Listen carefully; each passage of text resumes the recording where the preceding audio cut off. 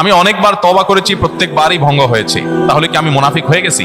না ভাই, তওবা হওয়ার পর তওবা ভেঙে যাওয়াটা অস্বাভাবিক নয়। আপনারা খুশি হবেন শুনে, আমাদের রব আল্লাহ রাব্বুল আলামিনের একটা গুণবাচক নাম হলো তাওয়াব।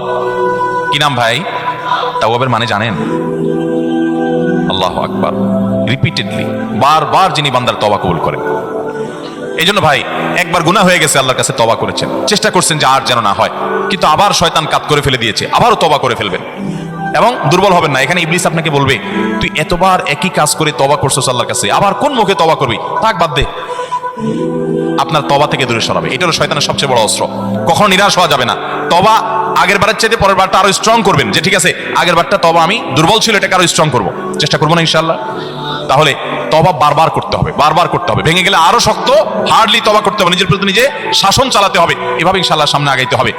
ভারতবর্ষে একজন কবি বলেছেন, আরে ये কুश्ती তো হয় অমর ভর কি, কবি ও দবালে কবি তু দবালে। ইবলিসের সাথে তোমার লড়াই তো সারা জীবনের। কখনো ইবলিস তোমাকে কাত করে ফেলে দিবে, তোমার দ্বারা গুনাহ করে ফেলবে, আবার কখনো চোখের পানি ফেলে কেঁদে কেটে আল্লাহর কাছে একান্তে। ভাইরা, কিছু নির্জন সময় কাটানো দরকার। আমাদের কোনো নির্জন সময় নাই।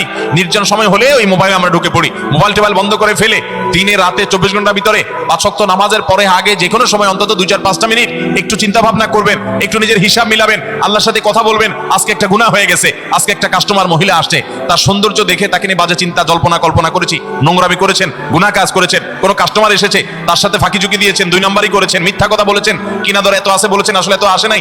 এই যে মিথ্যা বলেছেন কয়টা টাকার জন্য, এই টাকা দুনিয়াতে থেকে যাবে, মিথ্যাটা আপনার আমলনামা যুক্ত হয়ে আখিরাতে যাবে। এইসব কথা চিন্তা করে আল্লাহর কাছে চোখের পানি ফেলে একান্তে, আল্লাহ করে ফেলেছি আজকে শয়তানের পালায় পড়ে, আল্লাহ খেয়াল ছিল না, আপনি মাফ করে দেন। মালিক, আপনি মাফ না করলে কিয়ামতের ময়দানের শাস্তি হবে ভয়াবহ। দুনিয়াতে আপনি ছেড়ে দেন, আল্লাহ মাফ করে দেন।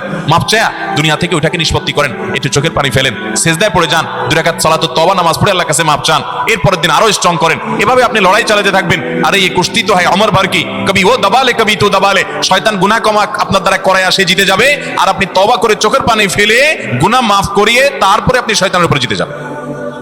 তওবা করতে থাকবো তো ইনশাআল্লাহ। তওবা করতে কখনো ক্লান্ত হবেন, তওবা অব্যাহত রাখবেন, অনবরত রাখবেন। দুনিয়াতে কোনো ফেরেশতা মানুষ নাই, সবাই গুনাহ করে।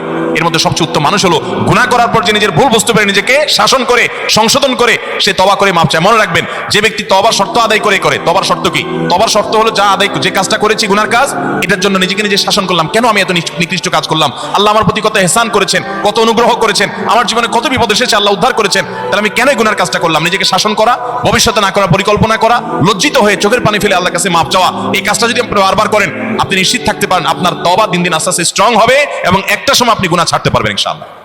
এই জন্য তওবা কখনো ছাড়া যাবে, যতবারই তওবা ভাঙুক, তওবা আরো স্ট্রং করে করতে